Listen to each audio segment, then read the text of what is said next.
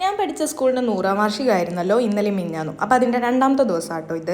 അതും അവിടുത്തെ 100ാം വാർഷികം ആയതുകൊണ്ട് തന്നെ എല്ലാ ടീച്ചേഴ്സും ഡാൻസ് കളിക്കുന്നുണ്ടായിരുന്നു. അങ്ങനെ എൻ്റെ അമ്മയൊക്കെ ഉണ്ട് കേട്ടോ കളിക്കാൻ. അപ്പോൾ അവരിങ്ങനെ എന്താ മേക്കപ്പ് ചെയ്തുകൊണ്ടിരിക്കുമ്പോൾ ഞാൻ പോയതാണ്. ഈ കാണുന്നതാട്ടോ ആതിര ടീച്ചർ മേക്കപ്പ് ചെയ്ത് കൊടുക്കുന്നത്. അപ്പോൾ ഒരു ഹായ് പറയുമ്പോൾ ഹായ് പറയണതാണ് കാണുന്നത്. ഇത് പിന്നെ എൻ്റെ മേമയാണ് കൃപേമ്മ. അപ്പോൾ കൃപേമ്മ ഉണ്ട് അവിടെ സ്കൂളിൽ ടീച്ചറായിട്ട്. അപ്പോൾ കൃപേമ്മ അതാ ഹായ് ഒക്കെ പറയുന്നുണ്ട്. പിന്നെ അത് അവിടെ പരിപാടിയാണ്. അപ്പോൾ എൻ്റെ കൂട്ടിന് ഞാൻ എൻ്റെ സാരഥയായിട്ട് കൊണ്ടുപോയിട്ടുള്ളത് അർജുന കേട്ടോ. അപ്പോൾ അവനും ഉണ്ടായിരുന്നു. അങ്ങനെ അവന് ഈ ഡാൻസും പരിപാടിയൊന്നും വലിയ താല്പര്യമൊന്നുമില്ല. പക്ഷെ ഞാൻ അവനെ നല്ല വെറുപ്പിക്കുന്നുണ്ട് കേട്ടോ പരിപാടിയൊക്കെ കാണിച്ചിട്ട്.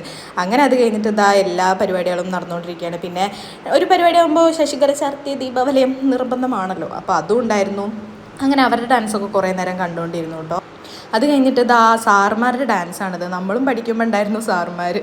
ഞാൻ പറയണ്ടല്ലോ ബാക്കി. ഇപ്പോഴത്തെ സാറുമാരാണ് സാറുമാർ. അതൊക്കെ കാണുമ്പോൾ ഒരു സങ്കടം, എന്നാലും കുഴപ്പമില്ല. അത് കഴിഞ്ഞിട്ട് ഇതാ ഇവനെ ബോറടിച്ചപ്പോൾ ഞാൻ തിരിച്ച് വീട്ടിൽ കൊണ്ടാക്കുകയാണ്. അപ്പോഴേക്ക് സരയുവിനെ കൂട്ടായിട്ട് കിട്ടിയിട്ടുണ്ടായിരുന്നു കേട്ടോ. കൃപേമ്മയുടെ മോളാണ്. അങ്ങനെ സരയു വന്നിട്ടുണ്ടായിരുന്നു. അത് കഴിഞ്ഞിട്ട് ഇതൊരു നാടകമൊക്കെ ഉണ്ടായിരുന്നു കേട്ടോ. പിന്നെ ഇതാണ് എൻ്റെ അമ്മയുടെ ഡാൻസ്. അതിന് എൻ്റെ അമ്മേനെ ഏറ്റവും ബാക്കിൽ കാണാണ്ടാവുമായിരിക്കും കേട്ടോ. അപ്പോൾ ഇതിൻ്റെ വീഡിയോ ഒറിജിനൽ എനിക്ക് എൻ്റെ കയ്യിലില്ല. അതുകൊണ്ട് ഞാൻ യൂട്യൂബിൽ നിന്ന് സ്ക്രീൻ റെക്കോർഡ് ചെയ്തെടുത്തിട്ടതാട്ടോ എല്ലാവരെയും കാണിച്ചു തരാൻ വേണ്ടിയിട്ട്. പിന്നെ അമ്മയൊക്കെ മേക്കപ്പൊക്കെ ചെയ്ത് മാറ്റി കഴിഞ്ഞിട്ടുള്ള കോലാണിത്. അങ്ങനെ പരിപാടിയൊക്കെ കഴിഞ്ഞ് എല്ലാവരും പാക്കപ്പും പറഞ്ഞ് പോവുകയാണ്. അപ്പോൾ ലാസ്റ്റ് ഫോട്ടോഷൂട്ട് നല്ല ടീച്ചേഴ്സ് എല്ലാവരും കൂടിയുള്ള ഒരു ചെറിയൊരു ഫോട്ടോ സെക്ഷനൊക്കെ ആയിരുന്നു അവസാനം.